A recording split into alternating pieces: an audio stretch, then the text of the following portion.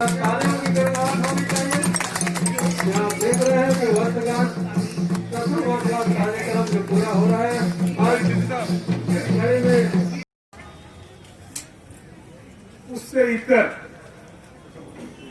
इस कार्यपालिका के काम में कैसे आ गए, तो मैं उनको बता दूं कि चूंकि ये मेरा जिला भी है और इस जिला के ही एक विधानसभा के विधायक के रूप में मैं प्रतिनिधित्व भी करता हूं और मेरे मन में एक बहुत बड़ा लालच था कि स्पीकर बनने के बाद आपके समक्ष मुखातिब होने का बहुत कम अवसर हमें प्राप्त होता है। इसलिए मैं अपने आप को रोक नहीं पाया। अगर किसी के मन में इसको राजनीतिक उदंडता के रूप में भी अगर माना जाए तो मुझे कोई तकलीफ नहीं। जो भी हो, मैं आज के इस तारीख में हमारे विधानसभा पूरे झारखंड राज्य के तमाम विधायकों को और 3.25 करोड़ जनताओं को धन्यवाद देता हूं कि पिछले कुछ दिनों से सिर्फ हमारा देश नहीं, हमारा राज्य नहीं, बल्कि पूरे विश्व कोरोना वैश्विक महामारी के चपेट में ग्रसित था। आदमियों का जो जीवन यात्रा था वो रुक सा गया था। यानी दूसरे शब्दों में अगर इसको कहें तो सारा चित बंद हो गया था। हमें घर से निकलने का इजाजत भी नहीं था, रोड रास्ता में चलने का इजाजत नहीं था। तमाम चलने का जो साधन, बस हो, ट्रक हो, टैक्सी हो, रेलगाड़ी हो, हवाई जहाज हो, सारा चीज रुका पड़ा हुआ था। ऐसा स्थिति उत्पन्न हो गया था। लग नहीं रहा था कि ये सामान्य जनजीवन फिर से हम लोगों के पास लौट पाएगा या नहीं। ऐसे परिस्थिति के बीच हम लोगों ने इस साल के ज्यादातर महीना को बिताए। मैं धन्यवाद देता हूं ऐसे तमाम ब्यूरोक्रेट्स के पदाधिकारियों को जिन्होंने अपने जानों के कुर्बानी देते हुए और सब कुछ समझते और बुझते हुए भी उन्होंने अपने कर्तव्य से पीछे नहीं हटे। दिन रात चाहे आवागमन रोकने का काम हो या हमारे पीड़ित व्यक्ति को डिटेक्ट करके अस्पताल तक, कोविड सेंटर तक लाने का काम हो, या वैसे व्यक्ति जिनके घर में रोजगार के अभाव से चूल्हा बुतने पर था, उनके घर में कैसे राशन सामग्री पहुंचेगा, इन तमाम चीजों को चुनौती के रूप में ग्रहण किए। और मैं समझता हूं इस संकट के घड़ी में एक संवेदनशील पदाधिकारी के रूप में लोगों ने काम किया। इसलिए मैं इन लोगों को अपने तरफ से निश्चित रूप से बिना धन्यवाद दिए रह नहीं सकता हूं। हमारे चिकित्सा पदाधिकारी, उनके सामने भी बहुत बड़ा चुनौती था।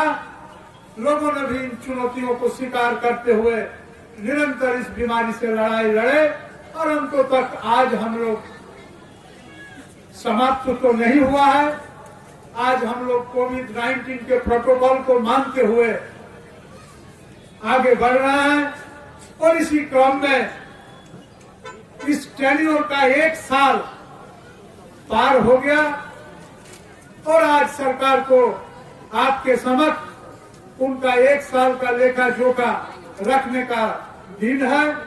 हमारे राज्य के युवा मुख्यमंत्री, ऊर्जावान मुख्यमंत्री अपना सारा लेखा जोखा आपके समक्ष रखने का काम किया और मैं समझता हूं परिस्थिति प्रतिकूल रहने के बावजूद भी आपसे किए गए वायदे के अनुरूप चलने का प्रयास किया और मैं समझता हूं कि एक अच्छा प्रशासन और एक अच्छा शासन देने का काम किया। इसलिए मैं वर्तमान सरकार को भी तहे दिल धन्यवाद देता हूं। साथी, आज बहुत कुछ सोचने की बात है। आज आपको पता होगा करीब करीब 300 डॉक्टरों का नियुक्ति हो रहा है।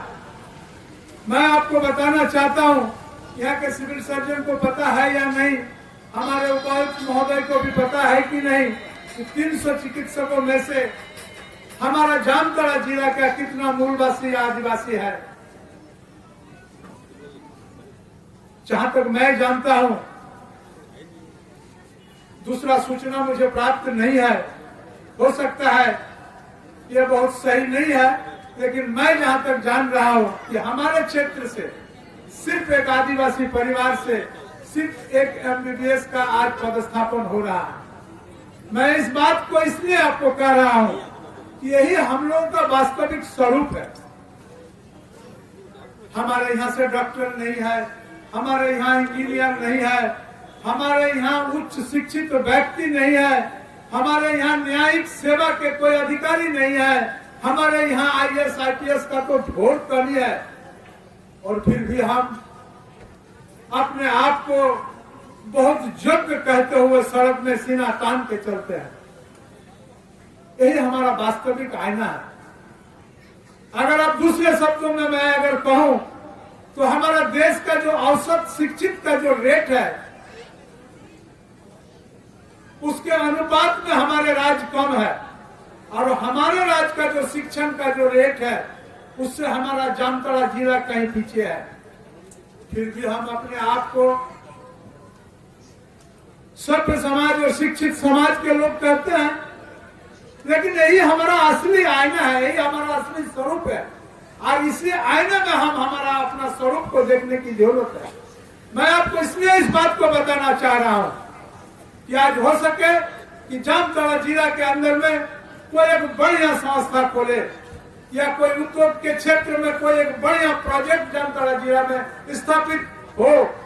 ऐसे परिस्थिति में आप देखेंगे कि एक बढ़िया प्रतिष्ठान स्थापित होने के बावजूद देखिएगा यहाँ के विद्यार्थी का जो संख्या होगा, प्रतिशत होगा, वो अत्यंत ही नगण्य होगा। उस संस्थान को चलाने के लिए आपके बाहर के लोगों को लेना पड़ेगा, और अगर कोई औद्योगिक क्रांति हुई, छोटा या बड़ा, अगर उद्योग लगा, तो उस उद्योग में भी जिस टेक्नीशियन की जरूरत है, मैं समझता हूं वो भी बाहर से आएगा। मेरा कहना साफ साफ है कि मैं आज जिस जगह पे खड़ा हूं, हम लोग कहीं का नहीं है। आज इस ग्लोबल मार्केट में, इस वैश्विक युग में अपने आप को स्थापित करने के लिए हम लोग कई कोस पीछे हैं। यही हमारा वास्तविक छाप है, यही हमारा वास्तविक छवि है। इसलिए मैं आग्रह करता हूं कि हम तमाम लोग, जात पात को छोड़ ही दीजिए, मैं तो आपसे आग्रह करना चाहता हूं, इस राजनीतिक परिधि से भी बाहर आकर के, इसका भेदभाव को भी भूल करके हम तमाम लोगों को सार्वजनिक काम में उतरना पड़ेगा। मैं धन्यवाद देता हूं जिला प्रशासन को कि उन्होंने इस जिला का जो नक्शा है उसको टटोलने का काम किया है, और उनके दिमाग में ये बात घुसा है कि हमारे जिला में यहाँ के शिक्षा का रेट हमारे राज्य के शिक्षा का रेट से भी कम है, तो कैसे इस जिला को, उसका प्रतिशत को हम अचीव कर सके, प्राप्त कर सके, उसके लिए हमको कौन सा आंदोलन करना पड़ेगा। और मैं धन्यवाद देता हूं इसलिए कि उसी आंदोलन के तहत आज DC साहब हमारे 6 प्रखंड में एक लाइब्रेरी खोलने का काम कर रहे हैं। लाइब्रेरी, मैं आपको बताना चाहता हूं, ये तो एक सांकेतिक काम है। अगर हमारा उन तमाम लाइब्रेरियों में अगर कुछ ही अंश का विद्यार्थी अगर पढ़ने में सफल हो गए, और उनके जहन में और दिमाग में ये बात धस गया कि हमें पढ़ना है, और पढ़ाई ऐसा काम है जिससे हम आगे बढ़ सकते हैं, जिससे हम IAS IPS बन सकते हैं, जिसमें हम उच्च न्यायिक सेवा में जा सकते हैं, जिससे हम इंजीनियर डॉक्टर बन सकते हैं। अगर लोगों के दिमाग में बैठ गया तो मैं समझता हूं इस जिला के लिए बहुत बड़ा काम होगा। मैं यह भी बात बोलने में नहीं हिचकता हूं कि सरकार का जो शेड्यूल वर्क्स है, जो उनके करिकुलम का वर्क्स है, जो उनका सिलेबस का काम है, वो तो होते रहता है। रोड बनता है, बिगड़ता है, बिल्डिंग बनती है, बिगड़ती है, और सारे कल्याणकारी योजना धरातल पर उतरता है, फिर नया योजना शुरू होता है। ये तो हर सरकार का लक्ष्य होता है और हर सरकार का ये लक्ष्य होता है कि काम करें। मैं उस चीज पर नहीं जा रहा हूं, लेकिन जो विशेष काम है कि आज के इस सदी में और इस वैश्विक युग में आपको अपने आप को स्थापित करने के लिए कौन सा मेहनत की जरूरत है, इसका सीख आपको कहां से मिलेगा? कौन आपके पीछे खड़ा होगा जो आपको सिखाएगा कैसे आईएएस बनिएगा, कैसे आईपीएस बनिएगा, कैसे डॉक्टर बनिएगा, कैसे इंजीनियर बनिएगा?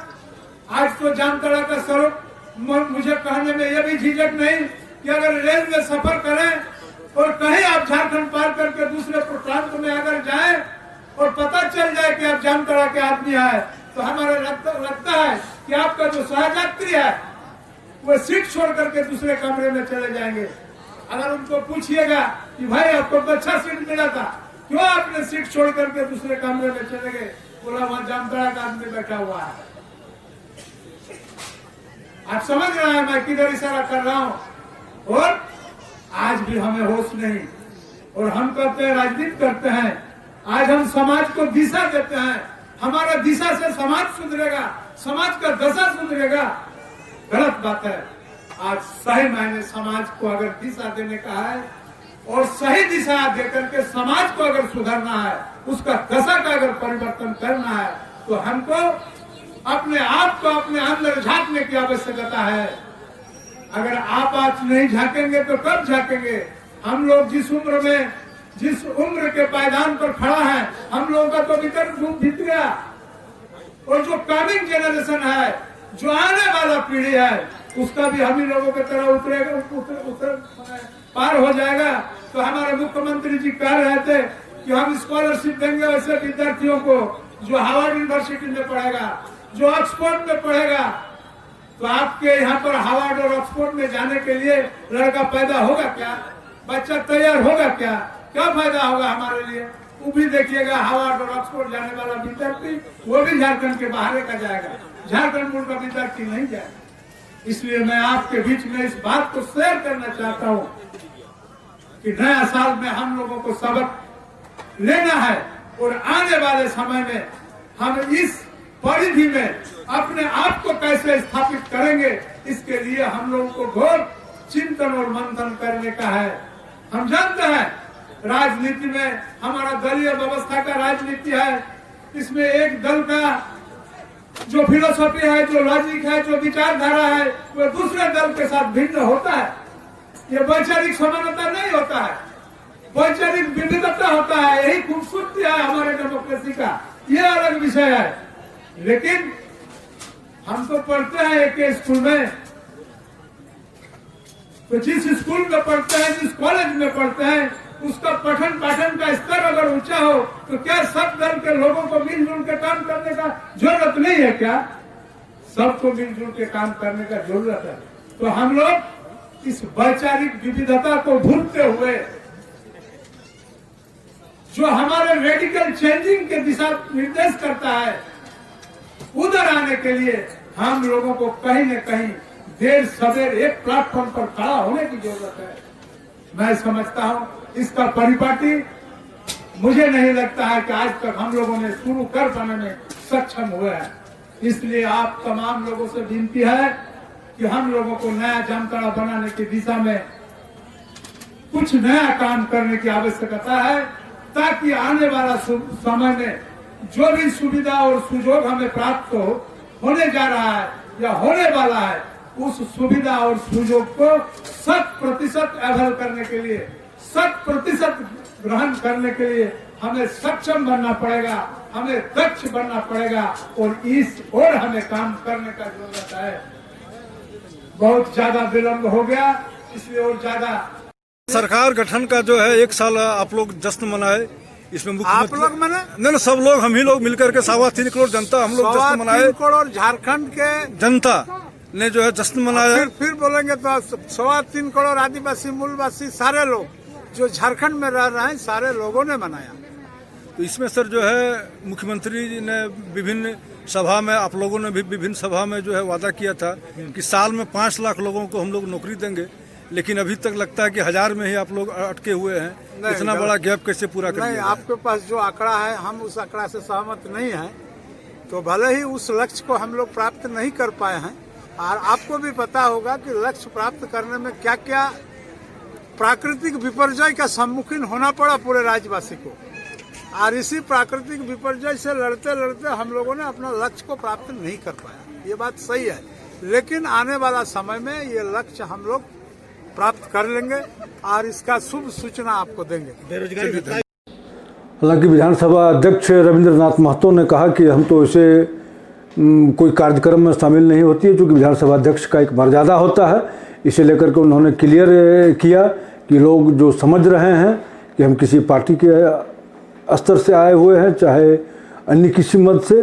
हालांकि हमें भी एक इच्छा थी कि जो कोरोना काल के, चाहे अपने जो है विधानसभा अध्यक्ष बनने के बाद जो उनको पाबंदी लगी थी, कहीं न कहीं उन्हें मन में एक टीस था कि लोगों से और जामताड़ा के जिला की जनता के साथ एक बार जो है रूबरू हो गए। इसे लेकर के विकास मेला और अबुआ राज मतलब झारखंड के मुख्यमंत्री एवं सरकार का गठन होने के 1 साल के बाद अपने उपलब्धियों का पिटारा लेकर के आए, तो उन्होंने कहा कि आज देश में झारखंड की स्थिति शिक्षा के क्षेत्र में सबसे निम्न पायदान पर है, वहीं जामताड़ा की स्थिति झारखंड में सबसे कम पायदान पर है, यानी 24वां स्थान है। यहाँ के लोगों को शिक्षा के क्षेत्र में अमूलचूल परिवर्तन करने के उद्देश्य से लोगों को यहाँ पर पढ़ना होगा, और पढ़ कर के ये लोग हासिल कुछ कर सकते हैं। मुख्यमंत्री ने अगर जिस तरह से फैसला लिया है कि झारखंड के छात्रों को ऑक्सफोर्ड यूनिवर्सिटी, हार्वर्ड यूनिवर्सिटी में निःशुल्क भेजने की जो उन्होंने अपना प्रण किया है, यहाँ के आदिवासियों को चाहे मूलवासियों को फ्री शिक्षा देने के लिए, तो उन्होंने कहा कि शायद यहाँ के लोग नहीं जा पाएंगे उसी जगहों पर पठन के लिए, क्योंकि यहाँ के छात्र एवं युवा उस स्तर के अभी नहीं पढ़ पा रहे हैं। इसीलिए उन्होंने कहा कि अभी जो है यहाँ पे लोगों को शिक्षा के क्षेत्र में काफ़ी जो है बढ़ चढ़ कर के लोगों को जो है अपने बच्चों को पढ़ाना होगा। अभिभावकों से उन्होंने अनुरोध किया, छात्रों से उन्होंने अनुरोध किया कि आप पढ़ें तभी आपका कल्याण होगा। और उन्होंने कहा कि विकास तो होते ही रहता है, भवन बनता है, पुल बनता है, कल जो है वो टूट जाता है, क्षतिग्रस्त होता है, बनना होता है, बिगड़ना होता है, वो सब होता है। लेकिन जो लोगों की जो अपना जाकर के शैक्षणिक योग्यता प्राप्त कर लेने के बाद जो उसमें अमूलचूल परिवर्तन होता है वो कभी नहीं हो पाता। इसीलिए सभी लोगों से, सभी संप्रदाय के लोगों से, सभी जात के लोगों से उन्होंने कहा कि जाति पाति संप्रदाय की भावना से ऊपर उठ करके यहाँ तक राजनीतिक दलों को भी उन्होंने कहा कि हम लोगों को आगे बढ़ने के लिए राजनीतिक इसमें आड़े नहीं आना चाहिए, और हम लोग सारा चीज़ को छोड़ करके एक मंच पर आवें और अपने बच्चे को यहाँ पर पठन पाठन करावें, तभी हमारे बच्चे हार्वर्ड विश्वविद्यालय चाहे ऑक्सफोर्ड विश्वविद्यालय में जाकर के पढ़ सकते हैं। आज जो है शिक्षा की जो स्थिति है, आज शिक्षा के कारण ही आज जो 300 चिकित्सकों को यहाँ पर एक नियुक्ति पत्र बांटा गया, उसमें जामताड़ा की स्थिति को उन्होंने क्लियर करते हुए विधानसभा अध्यक्ष रविंद्रनाथ महतो ने कहा कि मात्र एक जो है आदिवासी बच्चा जो है आज इस मुकाम पे पहुँचा है, जो MBBS का डिग्री था, वो ही सिर्फ एक जो है 300 में से एक बच्चा सिर्फ जामताड़ा का नियुक्ति पत्र लेने में समर्थ हुआ है। वहीं जब रविंद्रनाथ महतो से कार्यक्रम के पश्चात जब पूछे कि आपका मुख्यमंत्री के द्वारा कहा गया था कि 1 साल में हम 5 लाख नौकरी देंगे, तो नौकरी कहाँ गई, तो उन्होंने बताया कि आप ही नहीं, देश के एवं इस राज्य के 3.25 करोड़ जो लोग भी हैं वो सभी लोग जो है कोरोना काल से जो है ग्रसित थे। हम भी ग्रसित थे, आप भी ग्रसित थे, सब लोग प्रभावित था। कहीं न कहीं हम लोग उस दिशा में काम नहीं कर पाए हैं, बावजूद हम लोग नियुक्ति की ओर आगे बढ़ रहे हैं, और आने वाले समय में सफलतम जो कार्यकाल होगा उसमें सरकार द्वारा जो भी वादा किया गया है, एक भी वादा के साथ वादा खिलाफी नहीं होगा। और सरकार जो नियुक्ति का किया है, चाहे वो अनुबंध के पदाधिकारियों की होवे, चाहे अनुबंध अधिकारियों की, चाहे अनुबंध जो है बहाल जो भी लोग हैं, कर्मी है, सबके साथ न्याय होगा। और इसी आशा और विश्वास के साथ उन्होंने झारखंड के लोगों को, जामताड़ा के लोगों को, अपने क्षेत्र के लोगों को शुभकामनाएं